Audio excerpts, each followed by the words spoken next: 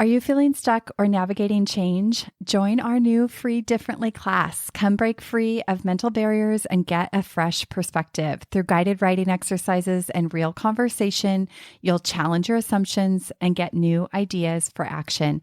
Space is limited to ensure quality connections. This is free, monthly, and virtual.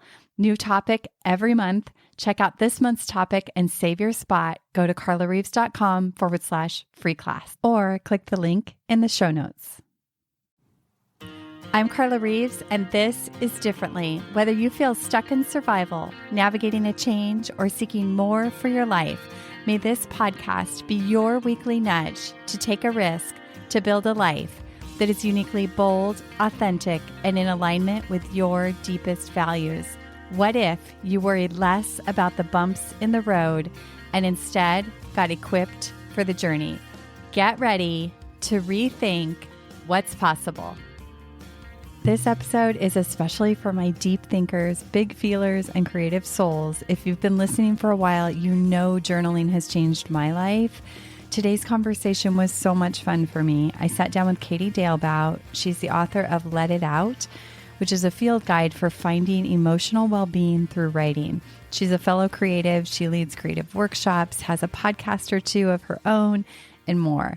Regardless of whether you love journaling, hate it, or want to start it, I invite you to let this conversation rain on you and stir your thinking about what journaling truly is. I promise this conversation is going to crack open your perspective on what putting pen to paper can really do for your creative soul.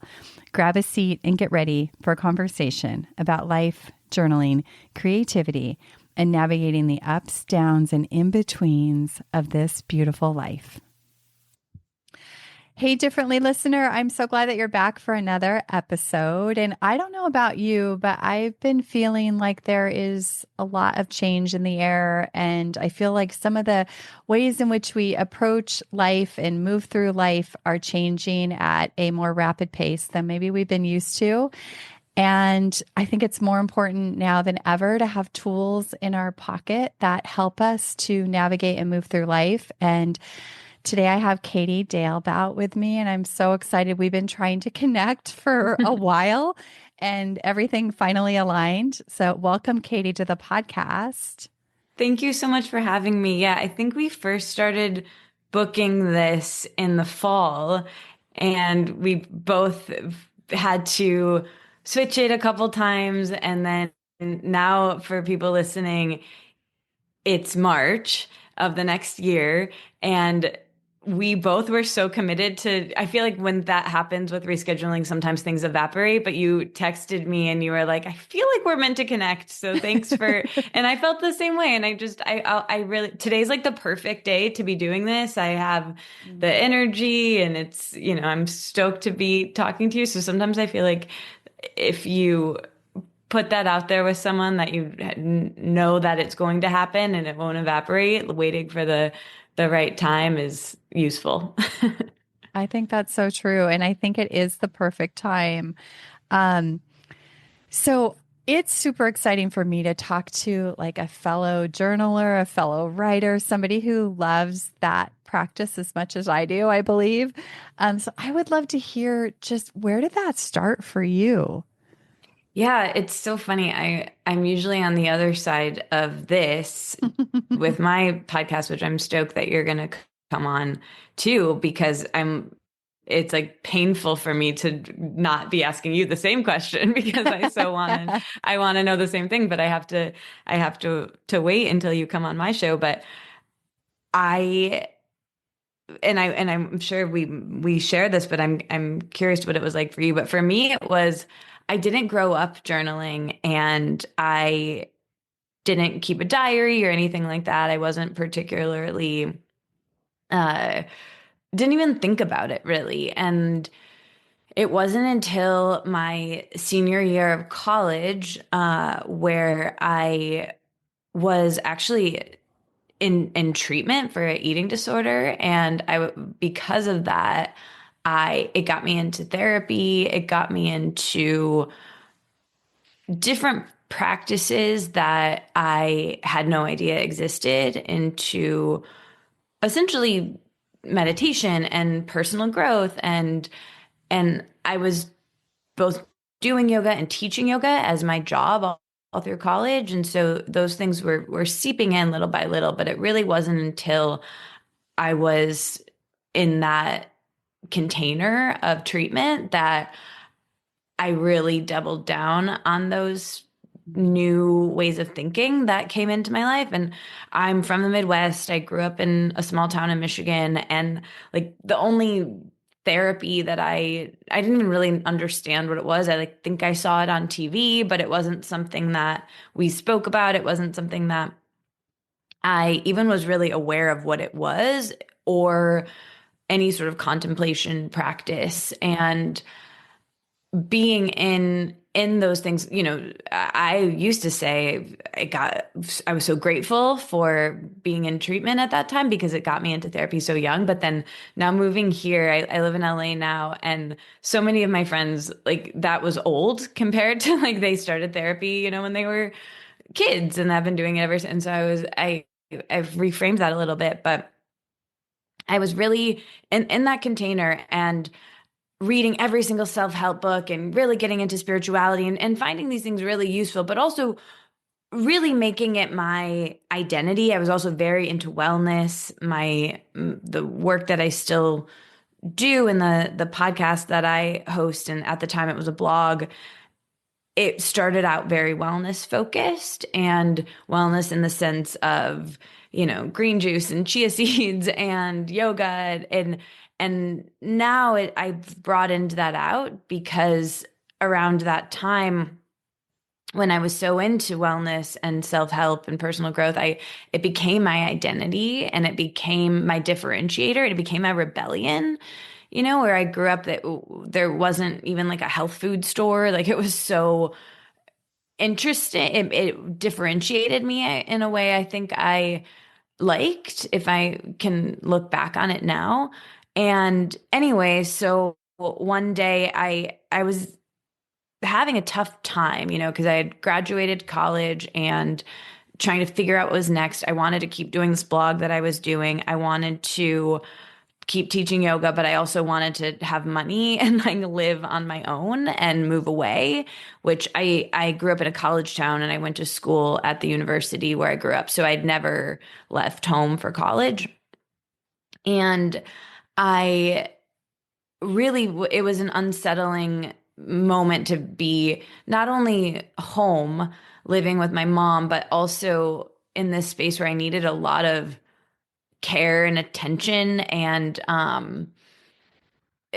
I felt very confined, I think. And when at this time when I felt like I and my peers were moving to cities and getting their first jobs and having all these experiences that were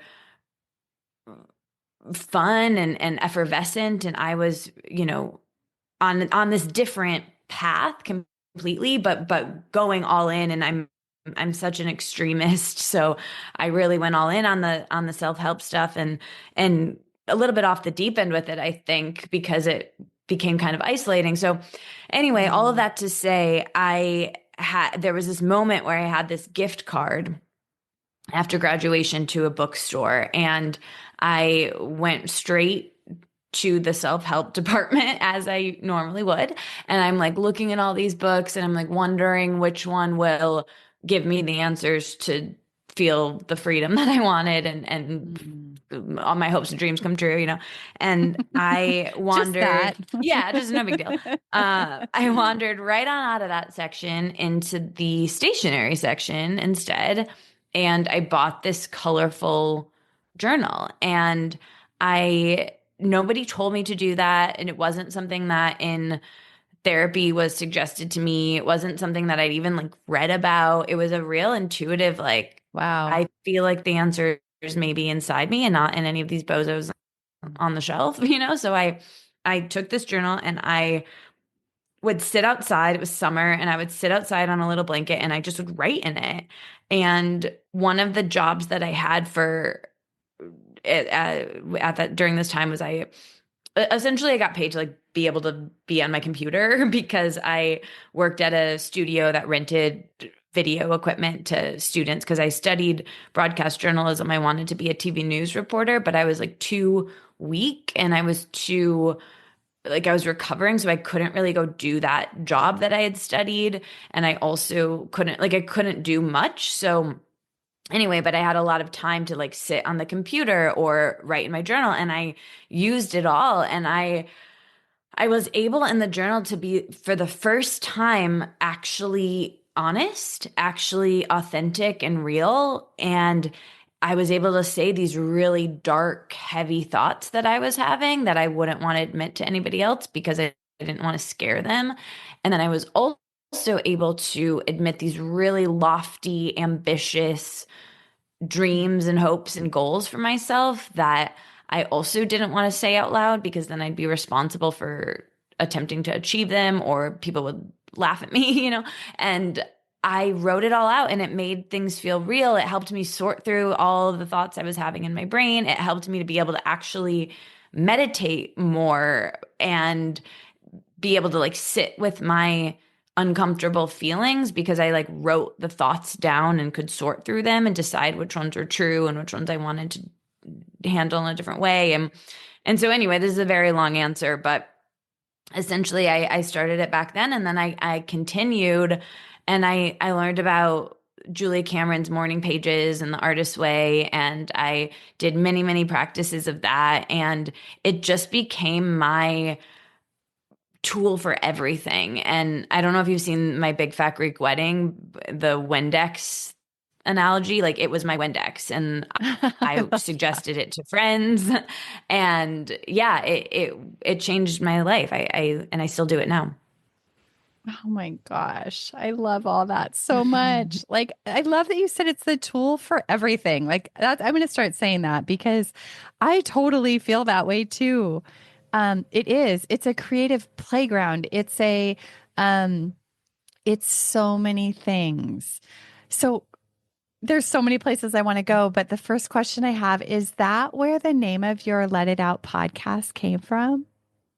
Yeah, so well, the name of the podcast was just taken from the name of my book. So That's I right. You have a kept book called that too, right? Yes, yeah, the book is called Okay. Let It Out, A Journey Through Journaling. But in 20, so I was very into self-help as I was saying, and I kept recommending journaling to people. So I was working with people one-on-one through teaching yoga and through just mentoring people at that time. And I, anytime a friend would come to me with like like a relationship issue or like a body image thing, I would always go back to like, have you like journaled about that? And it was almost sort of embarrassing, like, nah, journal.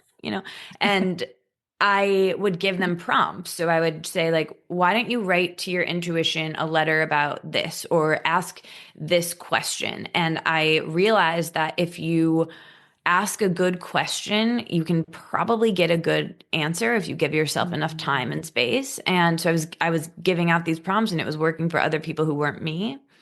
And anyway, very, very long story short, I ended up getting a book deal with Hay House, which is this publisher that I loved. And I was a big mentor of mine wrote the foreword. Her name's Gabby Bernstein. She's written a bunch of books now. And at the time, I think she'd only written two. And yeah, that was about 2014. And so I wrote this book and I was working a full-time job alongside of writing the book. And I think I think I had already started the podcast. Yeah, I had because it started in 2013. So I had done it for about a year and I got this book deal and yeah, let it out. Like let the thoughts out of your mind so you can sort through them and decide which ones to listen to, which ones are holding you back.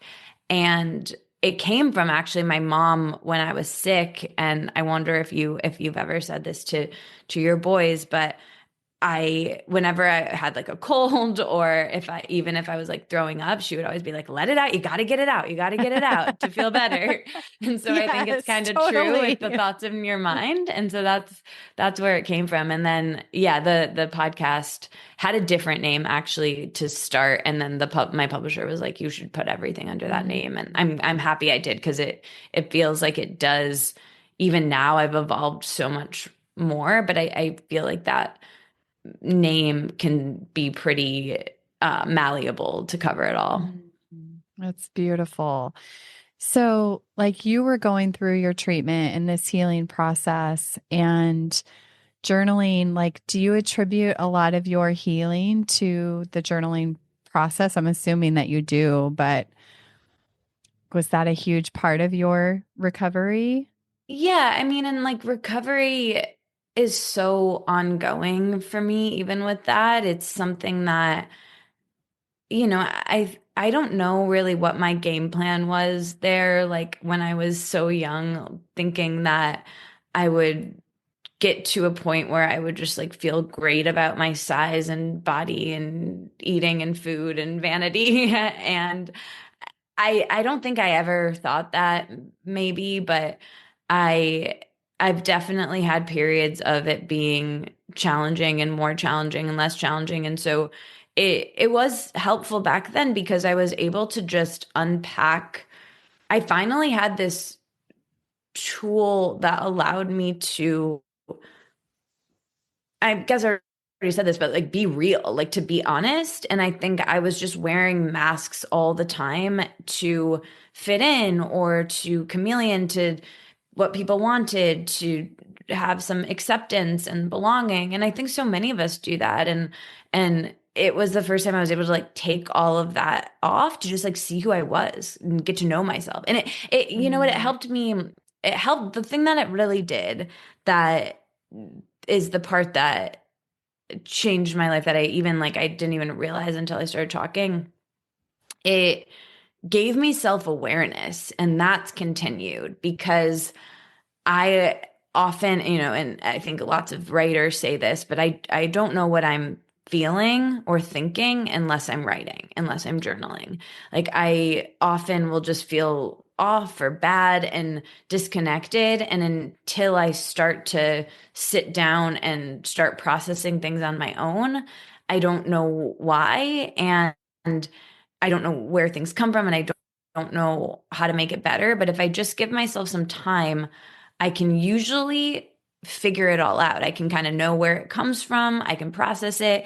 And the beautiful thing about, and Julia Cameron, I think, talks about this in with morning pages. When you write, she suggests 3 full pages. And I don't do that practice exactly, but anymore, or like that fully consistently. I do a different thing, but I do find that when I have a significant amount of time or like a certain amount of pages, even if I don't want to be doing that amount, but I've committed to it, our brains tend to, and I wonder if this has been your experience, self-soothe as they go down the page. So I've noticed that, I might start off saying, everything is horrible. This is so bad. But no matter what, by the end, I'm solution oriented. It starts to sound like, yes, it's bad, but here's how it could be better.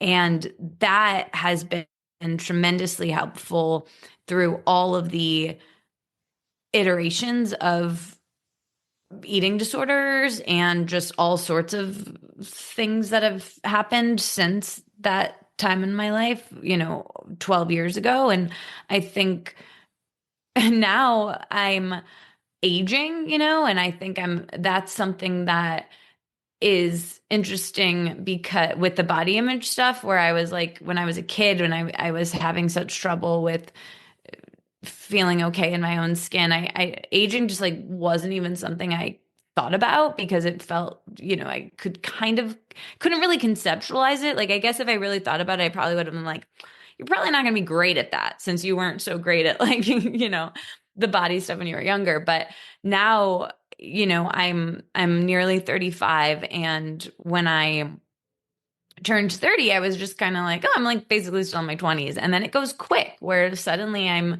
not only feeling the like physicality of it and just like starting to notice things, but also just the where I'm at in my life, where my friends are at in our lives, our parents getting older. Like it's really confronting, like because when you see the gray hairs or the wrinkles or whatever, it's beyond vanity. It's like, well, we're like plummeting towards death, you know? And so I think contemplating all of that in a journaling sort of way has been useful too. And so it's just kind of like the practice is stagnant, but the problems are stay the same. And so I'm just so happy that I have that framework to return to.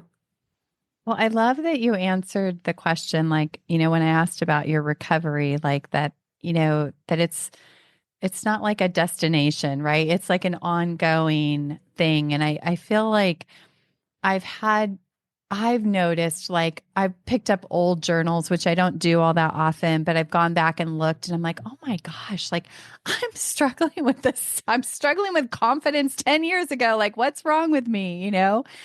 But what I've realized over the years is that usually those core things, like they don't necessarily go away. They just evolve and like look a little bit different, but I probably will be navigating that always on some little level. And I think Yeah. that that's such a beautiful response. And I've had clients who are journaling who are frustrated because they're like, why am I not making progress on this thing? And I'm reflecting back to them like, you have made progress on this thing. Like this topic or subject may still come up and it may always be the place. Like for me, navigating like being bold and being brave and courageous in my business has always been a thing that I am like pushing the edge on. And so I think, I don't know if you feel this way, but I feel like that's true for all of us, that we may have certain things that we will always be navigating in some way. And that's sort of like it's like where we get refined. Completely. Yeah, completely. I totally agree that there are just a few things. It's like, well, that's my work this time around. And it's frustrating, I think, being someone who journals because it it's in our the mirror is put up to be aware of it. I think the biggest thing that journaling helps with is self-awareness. And so sometimes it's like ignorance is bliss because Bliss. you don't have to put the mirror in your face to what needs to change or what could change. It's just but it's better to, when you know better, you can do better. But sometimes you don't do better, but then you're aware that you didn't do better. So it's like you said, looking at those old journals and being like, oh man. But yeah, I think it's part of it. I completely agree. So you also mentioned self-soothe, and I think that that's something that, if someone's listening who maybe hasn't really gotten all the way in, like you said, double down on journaling, um, journaling is such a tool for self-reflection and like seeing yourself, understanding your mind and your thoughts and your relationship to those thoughts. And um, I feel like now more than ever, we need to build this muscle of being able to self soothe. And for me too, like you said, journaling, like you can just kind of know something's off. And for me too, that's like my indicator. Like I just need to go write for like 5 or 10 minutes and Mhm. I'll figure out what is really bugging me. um, so I would love for you, because I also had somebody ask this question recently about journaling. So like once you get it, you get it. Like I had the experience like you did of that experiencing your real self, where like I felt like this girl danced across the page of my journal one day when I first started and I'm like, I want to know her. Like Mm. she's real. And like I too had Oh, had so much pretending and putting on and trying to be what I thought I was supposed to be and like all the things, right? But when I saw her, like that's what kept me going. Like I want to know her. And mm. once I got to know her more in my journal, she started to spill out into my everyday life. And I would love to know for you, like for someone who hasn't had that moment yet, like what was it that kept you writing before you got hooked? Does that make sense? Yeah, no, it does. I mean, I think, to be honest, I similarly to you, I think it happened pretty quickly. Like, I think pretty quickly I was just like, oh, this makes me feel better. I don't really know why. I wouldn't have been able to articulate back then, certainly self-awareness or being what I've now know as being a verbal processor, using it for decision making. Like I wouldn't have known why, but Yes. pretty soon after doing it, I just wanted to do it more. So, but I think I can still answer the question in my own way, which is that often once I once I did start, like I said, I didn't want to stop. I found it useful. However, still now, often and this is a question I've gotten from people about it as well. I won't want to do it. And now I know why usually I I need to do it, but I don't want to do it because like I was saying before, journaling puts the mirror up to your face to see what's going on and to see your part in it and to have to confront things and face them. And when I want to live in delusion about something, the last thing I want to do is put the time in and journal. Or if I just really know that something is painful and I know I'm going to like get more information on that and have to feel the feeling of that, I often will avoid it. And so I think that's fine. I think that's part of it. I used to think I advised myself and other people differently of like, just do it consistently and push yourself. And I don't really believe that anymore. I think, as us connecting, I believe in timing of things. And of course, that's to not taking that to an extreme. Sometimes you do have to force yourself and sit down and just knock it out. But I think ultimately I will do that. Like when I have the time and space and the container and like support to do that, I'll do it because often I what I'm doing is self-protection and not journaling sometimes where if I know it's going to be pretty emotional and it's just sort of like how we don't want to like go into an emotion, when you're in like the back of a taxi cab in New York and you're like on your way somewhere, sometimes I'm like, it's kind of like cleaning my closet, like doing a really deep journaling session where I'm like, all right, I'm gonna like sit here for a while and sort this out. Sometimes you can do, like you said, that little spurt, and I totally know what that's like, and I like that too. But sometimes if I'm really gonna I think a good example is like when a relationship ends or when you're in a relationship and it's like something's not quite right and you really need to like kind of look at your part and look at their part and really sort that out. Like that's not part of the in the book, I make a distinction between maintenance journaling and what I call SOS journaling. And so maintenance is kind of the checking in, the daily habit of it all that you might not even get that deep with, and it might turn into like a to-do list. Still helpful. But the SOS journaling is like when you turn to it and when you feel like you're pregnant with something you need to process, like when you really need Mm. to let out some emotion and sort through. And that's something like much like, having a therapy session. Like sometimes if I have a chance to talk to my therapist at like 1 p.m. and I'm like trying to work, I'm probably not gonna like open up completely and like process a painful experience in my life. I'm probably just gonna like keep it pretty surface because I have like a meeting after, and I can't be crying. And so it's the same thing with journaling that sometimes I know I just will avoid doing it until I know have the I'm going to be resourced and supported and have time and space to handle whatever comes up. Because I was starting to say before, it's kind of like cleaning out your closet because it gets worse before it gets better. Everything's going to come out and the guts of your Yes. closet are all over your bed. So you're not going to do that like right before you're hosting a party because it's going to be Yeah. messy. So it's kind of like that. That's a great way to describe that. Like I clean my closet regularly. Like I kind of enjoy cleaning my closet.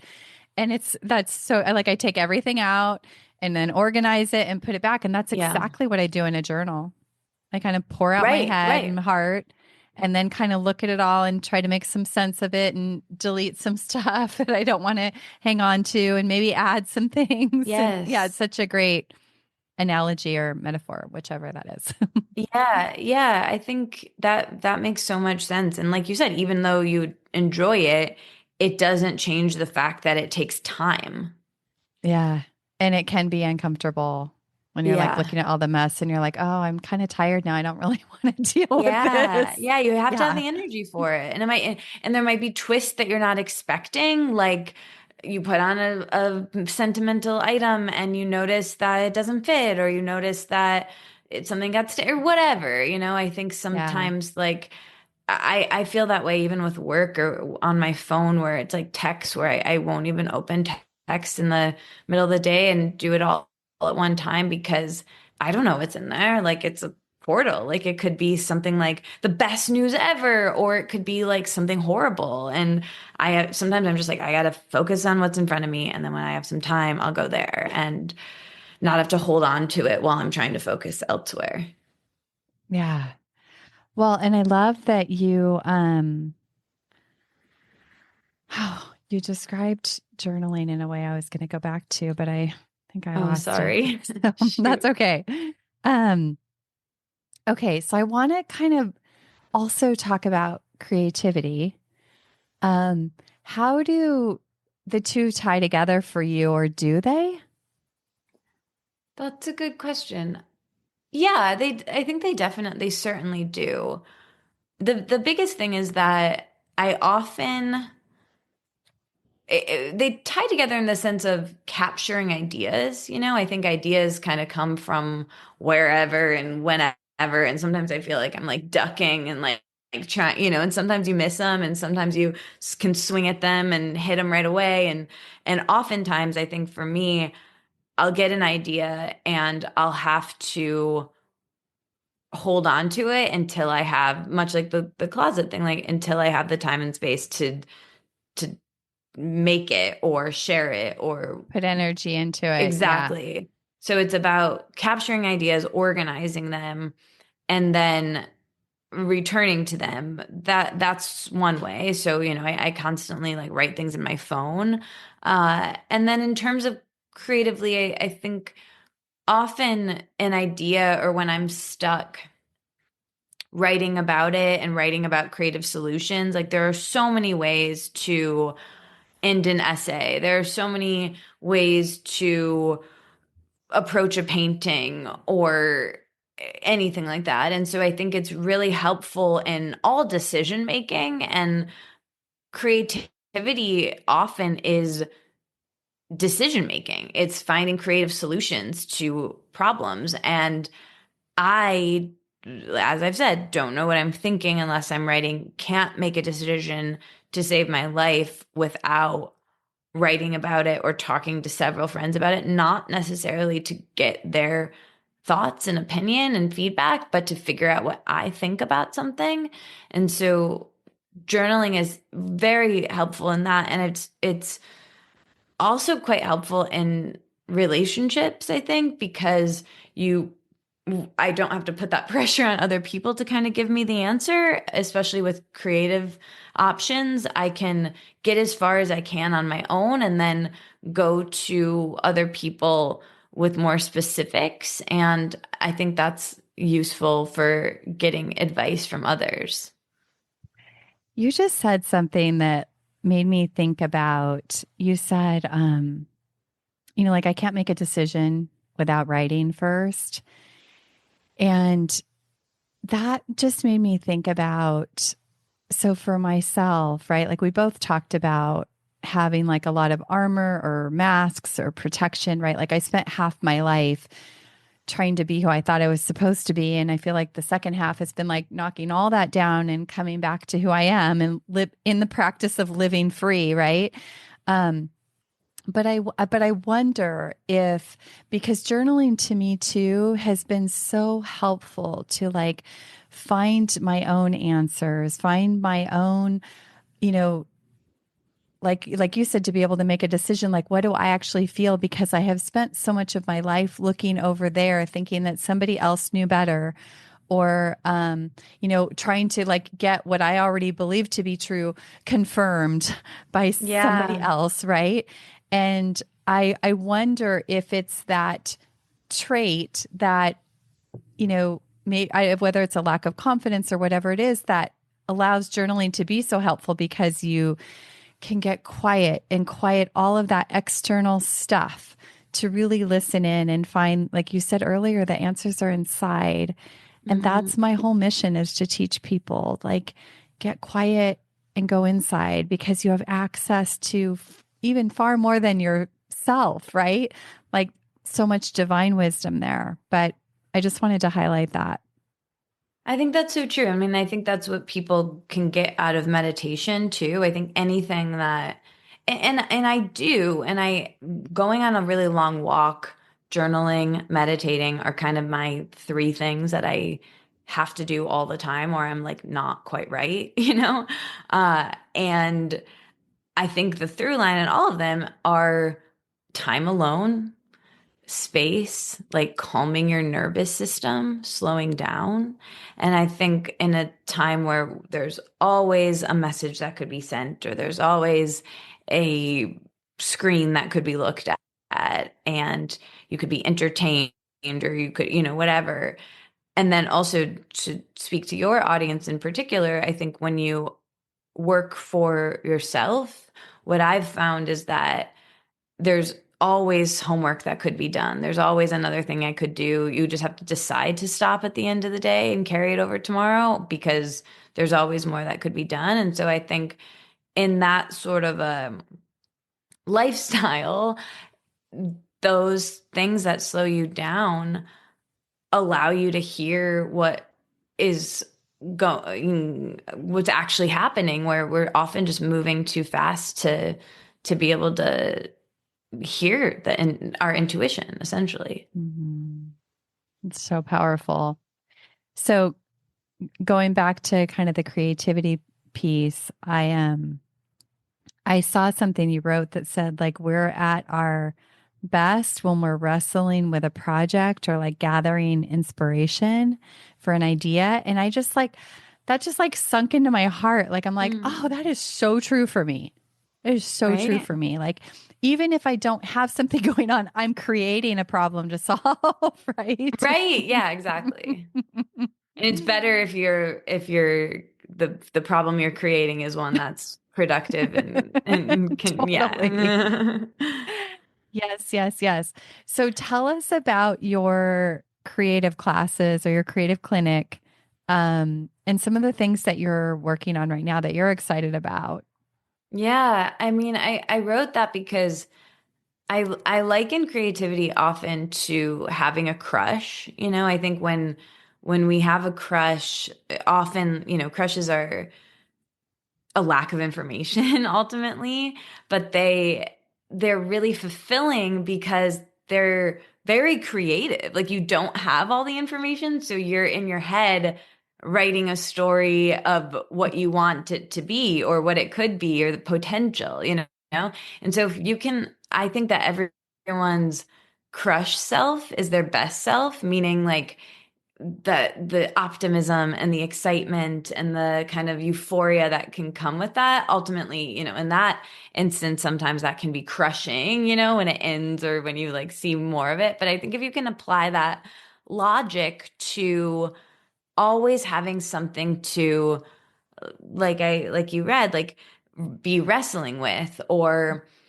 always be in pursuit, or always be looking forward to something, or having a bit of anticipation, and I find that I have to cultivate that often. And we can, whether it's like multiple things at the same time, of working on, a house project, or working on a piece of writing, or painting, or, finding creative solution to whatever problem. I think getting yourself into that state where there's there has to be a little bit of optimism. There has to be a little bit of confidence that it's possible.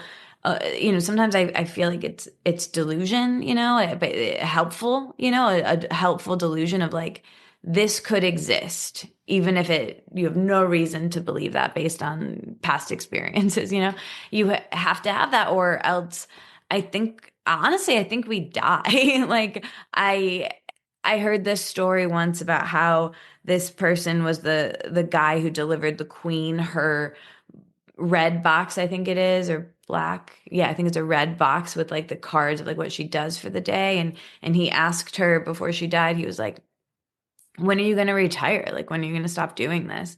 And she was like, oh, I can't actually, because when I stop doing this, I'm going to die for sure because Wow. we need, and I saw that with my grandparents, like as soon as they didn't have like a purpose or a direction at all, like they just went, and So true. I I don't know that much about anything, but about, that topic really, but I guess I just see it in myself. I get very depressed.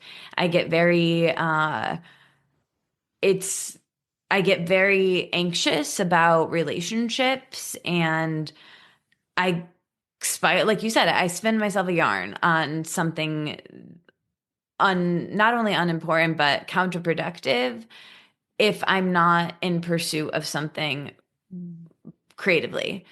And I think that, yeah, I think that if we can get ourselves into that place more often, we are more pleasant to be, or I'll speak for myself. I'm more pleasant to be around if I've like touched a creative project daily, even if it's not much, even if I've just made, because it gives you some momentum, it gives you some, for me, if I like have an idea of something I want to write and I just like jot down some notes about it, or I like make some edits on something, or I get an idea and I end up doing the whole thing and sharing it in one day, or like whatever it is, as long as I'm taking like a few steps in the direction of some of my creative projects, I can go to dinner with someone that night and like be really present there and be a supportive friend. And I'm not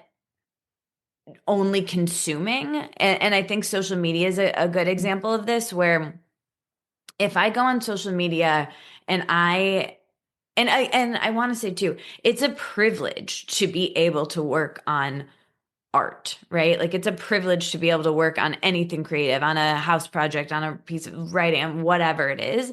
My mom has worked a job for 45 years and, always says like, I don't have a creative bone in my body. And like, I don't have time for ART. I have a job, and that is true. Like it is such a privilege. And I now, work like a million jobs, and I get frustrated when I don't have time to put as much time as I want to into a project. However, I'm not as resentful to the jobs I have to do to fund my creativity, or I'm not resentful to spending time with other people and helping them if I move something forward, move the needle forward. And what I was going to say about social media is that like when I get onto Instagram, when I haven't had the capacity or the energy or the time to put into my projects, and then I'm on there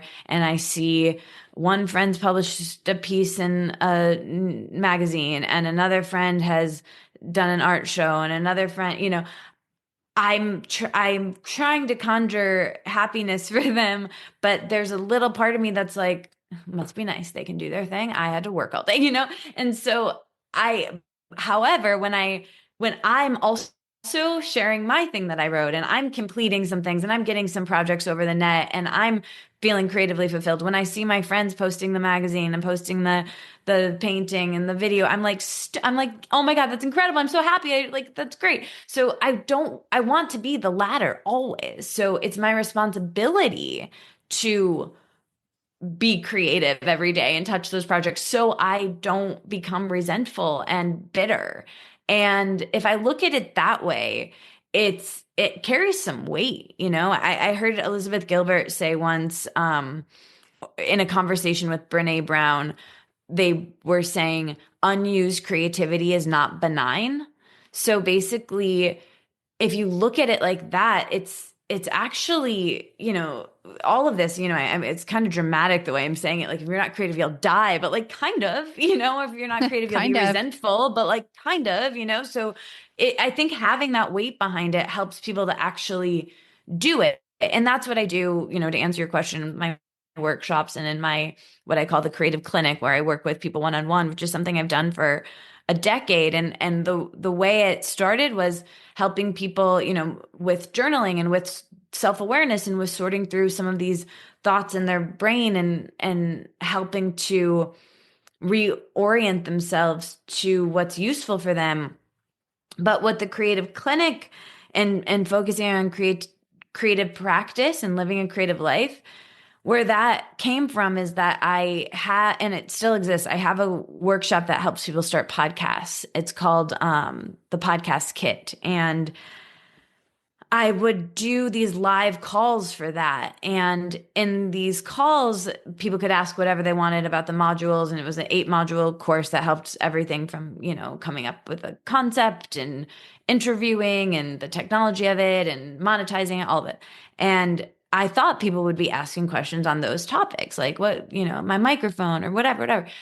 And everybody's question in these coaching calls was some version of, can I make my thing? Like,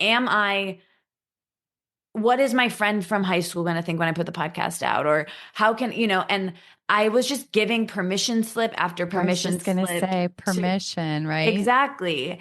And so I was like, all right, I think that this is beyond podcasting, And so I was working with people one-on-one and through in that with the creative clinic. And in the pandemic, in 2020, I started this, it was called Creative Underdogs, and I renamed it to be called In Process. But basically it's people in process, people getting everyone to stay in that state of wrestling with something. And so we would all like do co-working together, and I had guests come in, and essentially it was keeping each other inspired and accountable and keeping that momentum up, because it's very easy to continue a creative practice. It's not that hard, but for me, it's incredibly challenging to begin or return to one. And it's the same thing with, like, if you haven't answered emails or texts in months, to like go in there, it's like, oh God. But if you just like do a little bit every day, it's like not that big of a deal. And so that's what I help people do in those areas. That's beautiful.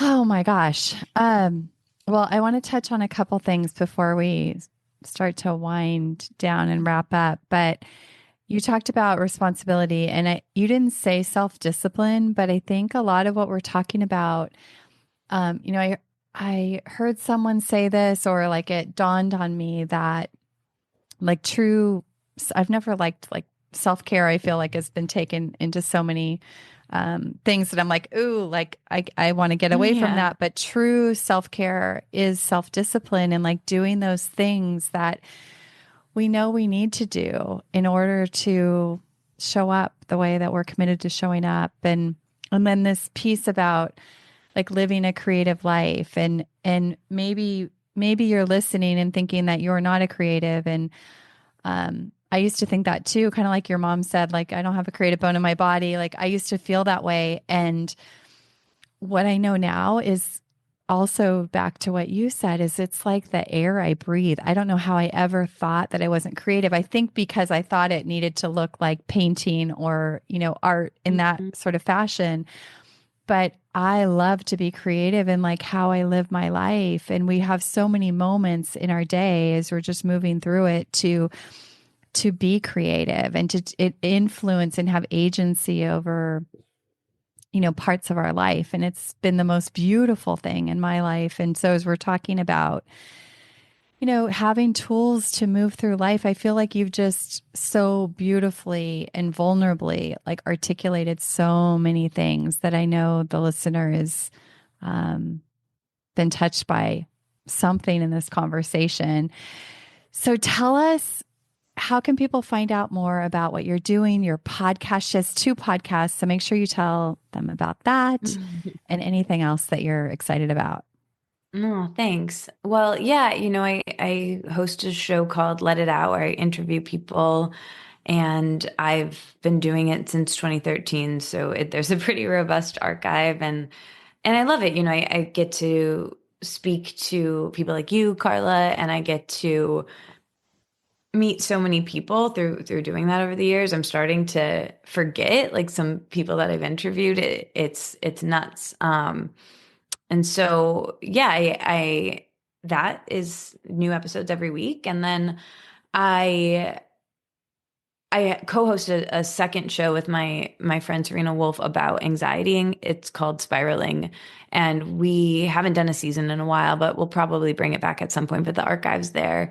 We call it a humorous mental health show, so that's really fun to co-host. And then yeah, I work with people one-on-one with creative consulting. So if anyone, I have 2 spots open right now. So if anybody wants to learn more about that, the link will probably be in the show notes. And I will probably run Creative Underdog / In Process again at some point. I don't know if I'll when or if I hope to, but I'm not really sure when that's going to be. But in the meantime, I have my book is called Let It Out. It's been a couple years since it, and I guess it'll be almost 10 years since it came out, but it's still available. Wow. And that's 55 journaling prompts and a lot of what we talked about today. So that is of interest to people. But I also have something called that's a bit more current of an offering related to the content in the book. It's called the Write Kit. So I have these different kits on my website that if you go to letitoutkits.com,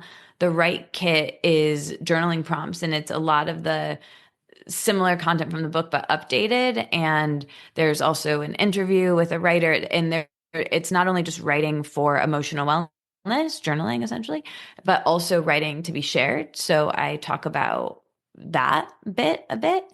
And I have some other journaling kits. One of them is called, I have about breakups actually. So there's a 2-part writing for emotional wellness, and yeah, I call it the breakups kit. So there's the soothe kit and the solve kit. The soothe kit is for like when you're fresh out of a breakup and you just need to kind of soothe yourself. And then the solve kit is when you can actually go into the journal and mine it for the relationship, for gems of self-awareness and move forward. So yeah, I think that's kind of everything. I made a couple of zines recently. So and I have a Substack, that's kind of the main place I've been putting my energy, and what I'm most excited about, I think right now, is writing on there. So, and anyone can read those for free. But if you do become a paid subscriber, I'll send you the zines that I've made recently in the mail.